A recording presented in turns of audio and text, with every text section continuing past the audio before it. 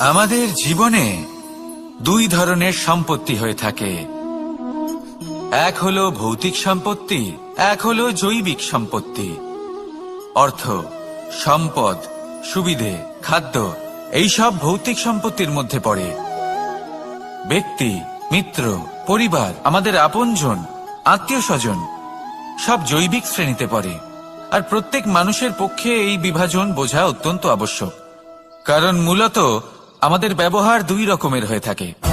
হয় আমরা ভালোবাসি বা আমরা সদ্ব্যবহার করি। আর সবথেকে বড় ভুল আমরা তখন করি যখন আমরা বুঝতেই পারি না যে ভালোবাসবো কাকে আর ব্যবহার করব কাকে। আমরা ভৌতিক সম্পত্তি ভালোবেসে ফেলি আর ব্যবহার করি জৈবিক সম্পত্তিকে, যেখানে এটা অনুচিত।